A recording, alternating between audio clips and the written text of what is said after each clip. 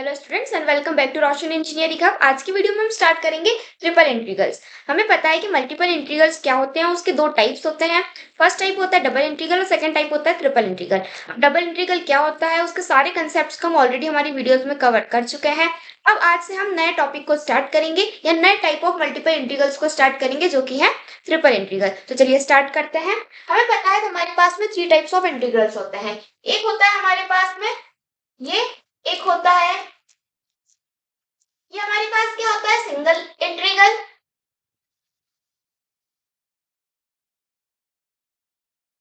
ये होता है हमारे पास में डबल इंटीग्रल,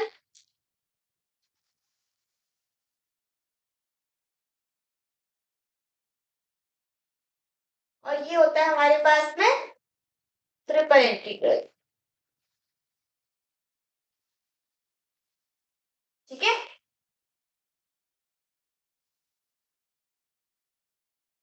ये थ्री टाइप्स ऑफ इंटीग्रल्स होते हैं, इनको हमने देखा है। अब जो सिंगल इंटीग्रल होता है उसमें हमारे पास में क्या होता है, इसमें होता है हमारे पास में एक सिंगल वेरिएबल। ठीक है, सिंगल इंटीग्रल है तो उसमें हमारे पास में एक एक वेरिएबल होगा, उसमें हम एक वेरिएबल के रिस्पेक्ट में इंटीग्रेट करते हैं। डबल इंटीग्रल में क्या होते हैं हमारे पास में दो वेरिएबल्स होते हैं, तो हमारी जो इंटीग्रल होता है उसको दो वेरिएबल्स के रिस्पेक्ट में इंटीग्रेट करता है। जो हमारा ट्रिपल इंटीग्रल होता है उसमें हमारे पास में क्या होते हैं, तीन वेरिएबल्स होते हैं, इसको हम तीन वेरिएबल्स के रिस्पेक्ट में क्या करते हैं, इंटीग्रेट करते हैं। अब जो हमारा सिंगल इंटीग्रल होता है वो होता है हमारा 1D रीजन के लिए। ठीक है, this is for 1D reason. और जो डबल इंटीग्रल होता है वो 2D रीजन के लिए होता है। और जो हमारा ट्रिपल इंटीग्रल होता है वो होता है हमारा 3D रीजन के लिए।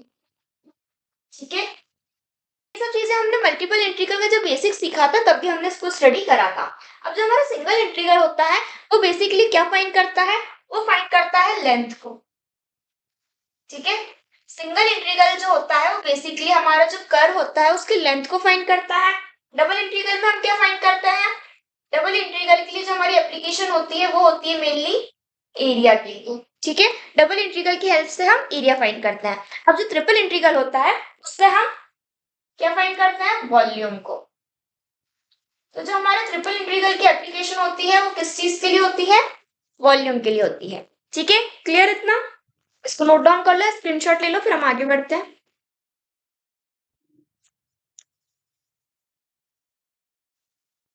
अब हम देखते हैं कि हमारा जो ट्रिपल इंटीग्रल होता है उसका जनरल फॉर्म क्या होता है।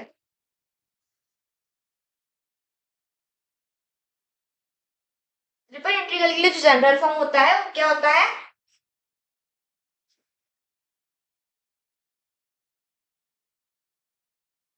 ठीक है, तीन वेरिएबल्स होते हैं इसमें एक्स वाई जेड, और तीनों के रिस्पेक्ट में हम क्या करेंगे, उसको इंटीग्रेट करेंगे। अब ये x है तो ये हमारे पास में जो इसकी लिमिट होगी वो काय की होगी, वो भी x की होगी। ठीक है, जैसे x1 x2, यहाँ पर y है तो ये वाली लिमिट हमारी काय की होगी, y की होगी। तो यहाँ पर z है तो ये वाली लिमिट हमारी काय की होगी, z की होगी। ठीक है, ये हमारा जो होता है ट्रिपल इंटीग्रल का जनरल फॉर्म होता है। अब यहाँ पर x1 x2 क्या होते हैं, ये जो हमने डबल इंटीग्रल पढ़ा था तब उसमें हमने देखा था कि जो हमारी x की लिमिट होती है उसमें क्या होता है, या तो y की टर्म्स होती है, कांस्टेंट वैल्यूज होती हैं। और जब y की लिमिट होती है तो उसमें या तो x की टर्म्स होती है, कांस्टेंट वैल्यूज होती है। लेकिन जब ट्रिपल इंटीग्रल की बात करेंगे तो उसमें क्या होगा, अगर हमारे पास में x की लिमिट है तो उसमें क्या होंगे, y हो सकता है, z हो सकता है, या कांस्टेंट वैल्यू हो सकती है। ठीक है, और जब हमारे पास में y की लिमिट है तो उसमें क्या हो सकता है, x की लिमिट हो सकती है, z हो सकता है, और क्या हो सकता है, कांस्टेंट वैल्यू हो सकती है। और जब z की लिमिट की बात करेंगे तो उसमें क्या इंक्लूड हो सकता है, x इंक्लूड हो सकता है, y इंक्लूड हो सकता है, और कांस्टेंट वैल्यूज हो सकती है। ठीक है, सो फॉर x लिमिट, इसे लिख लेते हैं, x limit includes y terms, z terms, और कांस्टेंट्स। ठीक है, कांस्टेंट वैल्यू कह लो, कांस्टेंट वैल्यूज होती है। ठीक है ना, अब जो हमारे पास में y की लिमिट होती है, y की लिमिट क्या इंक्लूड करती है, x की टर्म हो या फिर क्या हो, z की टर्म हो, और कांस्टेंट वैल्यू हो। ठीक है, क्लियर। अब यहाँ पर z की लिमिट लिख लेते हैं। जो हमारे पास में z की लिमिट होती है वो क्या इंक्लूड करेगी, z है तो या तो उसमें x की टर्म होगी, y की टर्म होगी, या फिर कांस्टेंट वैल्यू होगी। ठीक है, क्लियर इतना। अब इसके लिए हम कुछ एग्जांपल्स को भी देख लेते हैं। सपोज हमारे पास में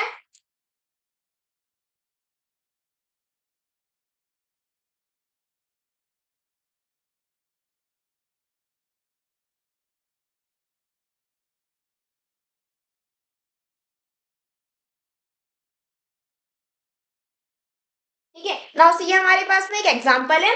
उसमें हमारे पास में क्या गिवन है, देखो ये वाली जो लिमिट है हमारी, इसमें क्या है x और z की टर्म्स है।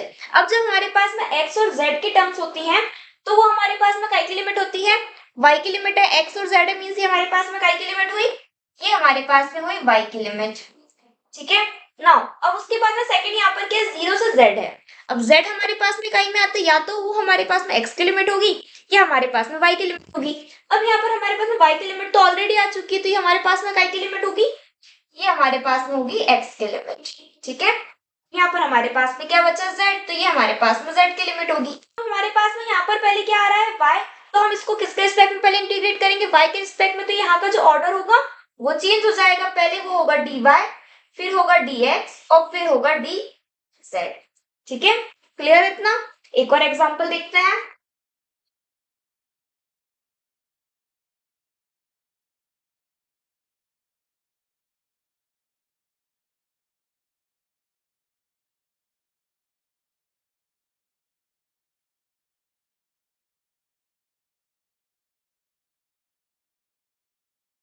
अभी हमारे पास में एक और एग्जांपल है। यहाँ पर देखो हमारे पास में क्या है, a b c, ये तीनों ही हमारे पास में क्या है, कांस्टेंट वैल्यूज है।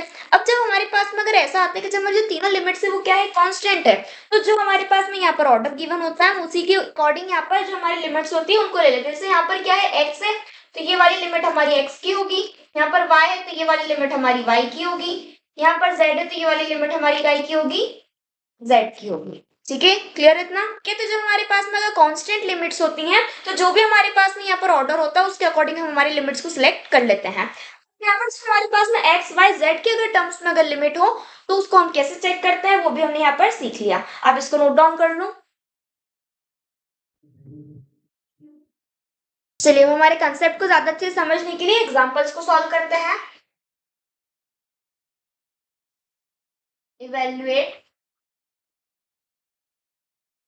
Integrate 0 to 2, integrate 1 to 2, integrate 0 to yz,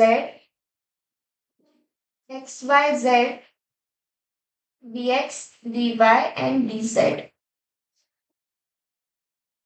ना अब हमारे पास में एक ट्रिपल इंटीग्रल है, इसे हमें इवैल्यूएट कर हमारा आंसर फाइंड करना है। सबसे पहले हम देख लेते हैं हमारे पास में जो लिमिट्स है वो करेक्ट ऑर्डर में है या नहीं है। यहाँ पर हमारे पास में क्या है, y और z है। y z मीन्स हमारे पास में काय की लिमिट होगी, ये हमारे पास में होगी x की लिमिट। ठीक है नाउ अब यहाँ पर क्या है, 1 से 2 है, कांस्टेंट वैल्यूज है। ये भी क्या है, 0 से 2 है, ये भी हमारे पास में क्या है, कांस्टेंट वैल्यूज है। तो हमारे पास में जो ऑर्डर है उसको ही लिख लेते हैं। ये हमारे पास में हम कोई से भी ऑर्डर ले लो, या तो ये y की टर्म होगी, हमारे पास में क्या होगी, z की लिमिट होगी। ठीक है, क्लियर इतना। अब हम इसको सॉल्व कर लेते हैं। इसको सॉल्व करने के लिए हम क्या करते हैं, वही जो हमने डबल इंटीग्रल में क्या करा था, पहले जो हमारे पास में इनर इंटीग्रल होता है उसे सॉल्व करते, फिर हमारे आउटर इंटीग्रल को सॉल्व करता है। तो यहाँ पर हम क्या करेंगे, पहले 0 to 2, इंटीग्रेट 1 to 2। नाउ पहले हम इसको सॉल्व करते हैं। यहाँ से देखो अगर हम इतने पार्ट को पहले सॉल्व करेंगे तो यहाँ पर हमारे पास में फंक्शन क्या है, एक्स वाई जेड को हम पहले क्या करेंगे, एक्स के रिस्पेक्ट में इंटीग्रेट करेंगे। तो ये क्या हो जाएगा, वाई जेड हमारे पास में क्या है, कॉन्स्टेंट्स है। ठीक है ना, एक्स के रिस्पेक्ट में इंटीग्रेट करें तो वाई जेड क्या होंगे, कांस्टेंट होंगे। और एक्स का इंटीग्रेट क्या होगा, एक्स की पावर 2/2। और जो हमारी लिमिट थी वो क्या है, 0 to yz। देन हमारे पास में यहाँ पर क्या है, dy एंड dz। ठीक है, अब इसको सॉल्व करेंगे तो ये क्या होगा, इंटीग्रेट 0 to 2, 1 to 2 yz। अब यहाँ पर क्या है, 1/2 है, 1/2 हमारे पास में कांस्टेंट है तो उसको हम बाहर लिख लेते हैं। तो ये हमारे पास में यहाँ पर बाहर आ जाएगा। नाउ अब यहाँ पर क्या बचेगा, x की पावर 2 पर लिमिट माइनस लोअर लिमिट करेंगे तो ये क्या हो जाएगा, y की पावर 2 एंड z की पावर 2। ठीक है, जीरो को हमें करने की जरूरत नहीं है, वो टर्म पूरी जीरो ही हो जाएगी। नाउ dy एंड dz, ये क्या हो जाएगा 1/2 इंटीग्रेट 0 to 2 इंटीग्रेट 1 to 2। इसको मल्टीप्लाई करेंगे तो ये y की पावर 3 और z की पावर 3 हो जाएगा। ठीक है, नाउ हम क्या करेंगे, इस वाली टर्म को हम y के रिस्पेक्ट में इंटीग्रेट करेंगे। y के रिस्पेक्ट में इंटीग्रेट करेंगे तो z हमारे पास में क्या होगा, कांस्टेंट होगा। तो इंटीग्रेट 0 to 2, अब इसको इंटीग्रेट करेंगे तो ये क्या हो जाएगा y की पावर 4/4 और z की पावर 3 एज इट इज रहेगा। ठीक है, यहाँ पर हमारी जो लिमिट है उसको रख देते हैं 1 से क्या है 2, यहाँ पर क्या बचा dz। ना इसको हम आगे और फर्दर सिंप्लीफाई करेंगे, 1/2 इंटीग्रेट 0 to 2, 1/4 यहाँ पर क्या है कांस्टेंट है तो उसको भी हम बाहर ले लेते हैं। 1/4 को बाहर लेंगे तो ये हमारे पास में क्या हो जाएगा 4 2 8। ठीक है, अब y की पावर 4 है, देखो यहाँ पर क्या है y की पावर 4, अब y की पावर 4 है, यहाँ पर क्या है 2, तो ये क्या हो जाएगा 2 की पावर 4, तो लोअर लिमिट में हमारे पास में क्या है 1, तो 1 की power 4 and dz। Now 1/8 integrate 0 to 2, 2 की पावर 4 कितना होता है 16 and this is 1 dz। Now 1/8 integrate 0 to 2, 16 minus 1 is 15, तो ये क्या हो जाएगा 15 एंड dz। यहाँ पर देखो हमारे पास में z क्यूब भी हमारे साथ में इसके साथ चल रहा है, तो यहाँ पर z की पावर 3 भी आएगा। ठीक है,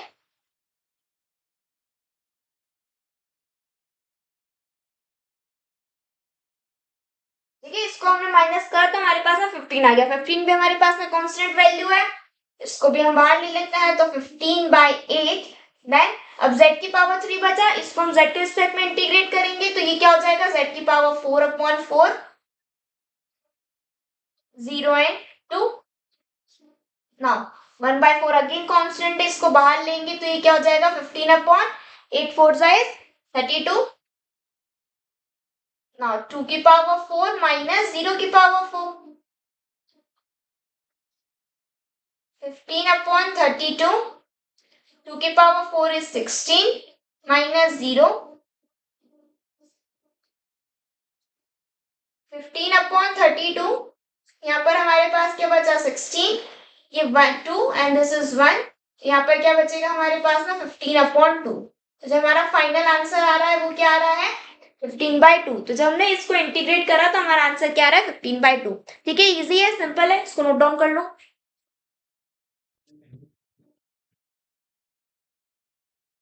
चलिए हम नेक्स्ट एग्जांपल देखते हैं। Evaluate the integral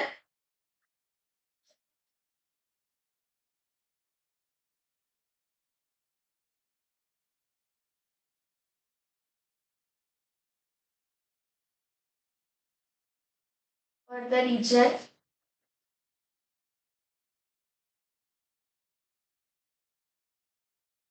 bounded by planes x equals to 0, x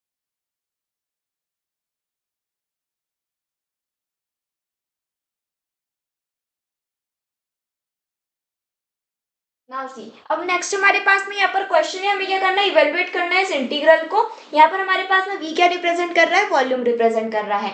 ठीक है, अभी हमारे पास में एक फंक्शन है एक्स वाई जेड का स्क्वायर, ये हमारे पास में इंटीग्रल है, इसको हमें क्या करना है ओवर द रीजन, जो कि हमारे पास में ये वाला जो फंक्शन है बाउंडेड किस प्लेन से, उसके हमें क्या गिवन है रेंजेस गिवन है। ठीक है, एक्स क्या है 0 से 1 है, वाई के -1 से 2 और जेड है 0 से 3। ठीक है, ये रेंजेस में हमारा जो ये फंक्शन है, ये वाला जो रीजन है ये बाउंडेड है, उसमें हमको इसका करना है, इसका वॉल्यूम फाइंड करना है। हमारे पास में सबसे पहले हमारा जो इंटीग्रल है उसको लिख लेंगे एक्स वाई जेड का स्क्वायर। नाउ जो हमारे पास में रेंज क्या है एक्स के 0 से 1 की है, यहाँ पर हमारा जो सीक्वेंस है उसी को लिख लेते हैं dx dy एंड dz। तो पहले हमारे पास में x की लिमिट आएगी तो ये होगी 0 से 1 की, y की क्या है -1 से 2 की और z की है 0 से 3 की। ठीक है, तो सबसे पहले हम क्या सॉल्व करेंगे, इनर हमारे इंटीग्रल को, इतने पार्ट को। चलिए इसको सॉल्व कर लेते हैं। 0 से 3 -1 से 2। नाउ अब इसको x के रिस्पेक्ट में इंटीग्रेट करेंगे तो वाई जेड स्क्वायर क्या होगा, कांस्टेंट होगा। वाई जेड स्क्वायर x की power 2/2 0 and 1 dy dz। Now next 0 से 3 -1 to 2। 1/2 क्या है, कांस्टेंट है, उसको बाहर ले लेते हैं। ये क्या हो जाएगा, 1 की पावर 2 माइनस 0 की पावर 2 dy dz। यहाँ पर अंदर क्या बचेगा, हमारे पास में सिर्फ 1 बचेगा, तो 1/2। यहाँ पर हमारे पास में वाई जेड स्क्वायर भी है, ठीक है, तो इसको भी हम लिख लेते हैं साथ में, Y Z square dy and dz। Now यहाँ पर 1 बचा, ये क्या हो जाएगा, 0 से 3 -1 से 2। 1 है तो वाई जेड स्क्वायर होगा, ठीक है। 1/2 इंटीग्रेट 0 to 3। नाउ अब इसको हम y के रिस्पेक्ट में इंटीग्रेट करेंगे, तो y के रिस्पेक्ट में इंटीग्रेट करेंगे, z क्या होगा, कांस्टेंट होगा। y का क्या हो जाएगा, y की पावर 2/2 और लिमिट है हमारी -1 से 2 की and z square dz। Now 1/2 भी हमारे पास में क्या है, कांस्टेंट है, उसको भी हम बाहर ले लेते हैं। यहाँ पर बाहर लेंगे तो ये हमारे पास क्या हो जाएगा, 1/4 इंटीग्रेट 0 से 3 2 की पावर 2 माइनस -1 की पावर 2, ठीक है, upper limit minus lower limit कर लिया है। Now z square and dz। 1/4 integrate 0 to 3 2 की पावर 4 इज 4 एंड ये क्या हो जाएगा, 1 का -1 का स्क्वायर 1 हो जाएगा, -1 4 -1 कितना होगा, 3 z square dz। Now next अब 3 हमारे पास में कांस्टेंट है, इसको हम बाहर ले लेते हैं, तो ये हमारे पास क्या बचेगा, 3/4 integrate 0 to 3 z square dz। 3/4 z square का इंटीग्रेट कर लेते हैं z के रिस्पेक्ट में, तो ये क्या हो जाएगा, z की पावर 3/3 3 एंड 0। नाउ 1/3 है, 1/3 को हम बाहर ले लेते हैं, तो यहाँ से 3 से 3 क्या हो जाएगा, कैंसिल हो जाएगा, तो ये क्या बचेगा, 4 एंड 3 की पावर 3 माइनस 0 की पावर 3। 1/4 3 का क्यूब कितना होता है, 27 minus 0 and this is sorry 27 है, ठीक है, this is 1/4 into 27 that is 27/4। तो हमारे पास में हमारा फाइनल आंसर क्या आ गया, 27/4। इस इंटीग्रल का क्या आ गया, वॉल्यूम आ गया, ठीक है, क्लियर है, इसको नोट डाउन कर लो। नेक्स्ट क्वेश्चन लेते हैं हम, integrate -1 to 1 integrate 0 to z integrate z x plus z x plus y plus z dx dy and dz। हमारे पास में एक इंटीग्रल है, ट्रिपल इंटीग्रल, इसको हमें इवैल्यूएट करना है। सबसे पहले हम लिमिट्स देखते हैं, यहाँ पर क्या है, x और z, काय की लिमिट है, y की लिमिट है, z है, z है मींस काय की लिमिट होगी, या हमारे पास में x की होगी, y की होगी, y ऑलरेडी हो गया तो ये काय की लिमिट होगी, x की, और ये हमारे पास में z की लिमिट होगी, ठीक है। अब हमारे इसको हम वापस से लिख लेते हैं, तो ये क्या हो जाएगा, -1 to 1 0 to z x minus z x plus z x plus y plus z। पहले काय की लिमिट है, y की, तो पहले क्या आ जाएगा, y, now dx and dz, ठीक है, नाउ क्लियर है ना। अब इसको हम आगे सॉल्व करेंगे, पहले हम इंटीग्रल को सॉल्व करेंगे जो कि क्या है, y के रिस्पेक्ट में है, तो ये हमारे पास क्या होगा, -1 से 1 0 से z।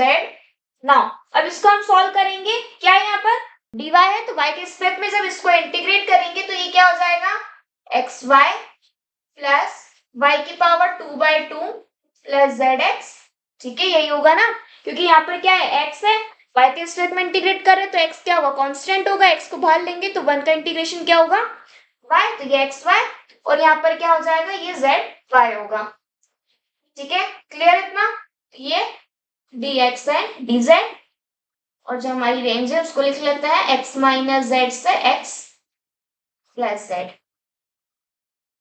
Upper limit minus lower limit को सॉल्व करते हैं, y की जगह पर हमें क्या करना है, upper limit minus lower limit करना है, तो ये क्या हो जाएगा, देखो पहले अपर लिमिट लिख लेते हैं, तो ये क्या हो जाएगा, x plus Z minus lower limit, तो माइनस लोअर लिमिट करेंगे तो माइनस एक्स प्लस जेड, ठीक है, नाउ प्लस y की पावर 2 है, तो यहाँ पर क्या लिखेंगे, पहले हमारी upper limit minus lower limit upon 2, ठीक है, now plus Z again upper limit minus lower limit, ठीक है, क्लियर इतना, और यहाँ पर क्या आएगा हमारे पास में dx and dz। Now integrate -1 to 1 0 to z।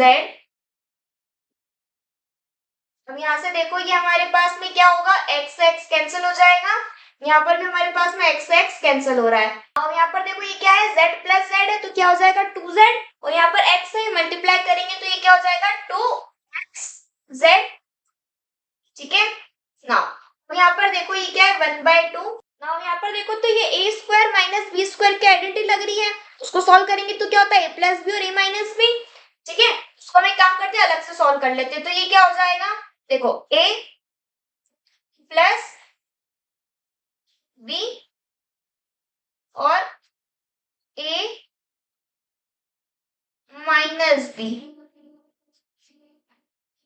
तो ये क्या होगा, देखो x plus Z plus x minus Z, x plus Z minus x plus Z, तो यहाँ से हमारे पास में z से z कैंसिल हो गया, यहाँ पर x से x कैंसिल हो गया, तो यहाँ पर क्या बचा हमारे पास में 2x, और यहाँ पर क्या बचा हमारे पास में 2z, इन दोनों को मल्टीप्लाई करेंगे तो हमारे पास में आ रहा है 4xz, ठीक है, तो यहाँ पर हमारे पास में 4xz मिला, ठीक है, समझ में आया नहीं, यहाँ पर हमारे पास में आइडेंटिटी लग रही है कौन सी, a square minus B square की, ठीक है, नाउ प्लस यहाँ पर, तो यहाँ पर क्या हो जाएगा, z प्लस z क्या होता है 2z, और यहाँ पर एक और z है तो ये हमारे पास में 2z का स्क्वायर, अंदर बाहर क्या है dx एंड dz, ठीक है, इसको रब कर देते हैं, ये देखो ये 1 और ये 2 यहाँ पर कैंसिल हो रहा है, इसको थोड़ा सा सिंप्लीफाई करेंगे तो -1 से 1, 0 से z 2xz plus 2xz plus 2z square dx and dz, -1 से 1, 0 से z 2xz है, 2xz कितना हो जाएगा 4xz plus 2z square dx and dz, ठीक है, अब इसको हम x के रिस्पेक्ट में इंटीग्रेट करते हैं, तो -1 से 1, 0 से z, x के रिस्पेक्ट में इंटीग्रेट करेंगे तो ये क्या होगा 4x की power 2 upon 2z plus 2z square x, ठीक है, एंड यहाँ पर क्या आएगा 0 से z हमारी क्या लिख जाएगी लिमिट एंड dz, इसको हम आगे और सिंप्लीफाई करेंगे तो ये क्या हो जाएगा, देखो इंटीग्रेशन -1 to 1, यहाँ से हमने इसको कर दिया इंटीग्रेट तो ये हम यहाँ से हटा देते हैं, ठीक है ना, यहाँ पर ऊपर इंटीग्रेट कर दिया x के रिस्पेक्ट में तो यहाँ से हमने इसको रिमूव कर देते हैं, जब इसको हम सॉल्व करेंगे तो ये क्या हो जाएगा, देखो 4 या फिर 4 ये हमसे कैंसिल हो जाएगा 1 और ये 2, ठीक है, तो यहाँ पर अंदर क्या बचेगा हमारे पास में 2, एक्स स्क्वायर की जगह पर हम क्या रखेंगे upper limit minus lower limit रखेंगे, लोअर लिमिट हमारे पास में क्या है 0 है तो सिर्फ हम अपर लिमिट को रखते हैं, तो ये क्या हो जाएगा z का स्क्वायर इंटू z क्या हो जाएगा z की power 3 plus 2 upper limit z का स्क्वायर, अब यहाँ पर अपर लिमिट रखेंगे z की तो अगेन ये z का स्क्वायर और z क्या हो जाएगा z की power 3 and dz integration -1 to 1 2z³ plus 2z³ कितना हो जाएगा 4z³ dz इंटीग्रेशन -1 to 1। 4 हमारे पास में क्या है, कांस्टेंट है, इसको हम बाहर ले लेते हैं। 4 z की पावर 4/4 -1 and 1। now 4 को भी हम बाहर ले लेते हैं, तो ये हमारे पास में कैंसिल हो जाएगा। ठीक है, 4 से 4 कैंसिल हो गया। तो यहाँ पर हम क्या करेंगे, सिर्फ upper limit minus lower limit, तो 1 की पावर 4 और -1 की पावर 4। देखो 1 की पावर 4 क्या होता है, 1 -1 की पावर 4 कितना होगा, ये भी 1 होगा। तो हमारे पास में हमारा आंसर क्या आ रहा है, 0। तो जब हमने इस इंटीग्रेट को इवेल्युएट करा तो हमारा आंसर क्या आ रहा है, फाइनल 0। ठीक है, समझ में आया, अभी इजी था, इसको नोट डाउन कर लो। नाउ तो आज की वीडियो में हमने सीखा कि ट्रिपल इंटीग्रल क्या होता है, इसे कैसे सॉल्व करते हैं, उससे कुछ एग्जांपल्स को भी सॉल्व करा। अगर आपको वीडियो हेल्पफुल लगा हो, पसंद आया हो, तो वीडियो को लाइक शेयर सब्सक्राइब जरूर करें। मिलते हैं नेक्स्ट वीडियो में, तब तक के लिए keep learning and keep growing. Thank you for watching.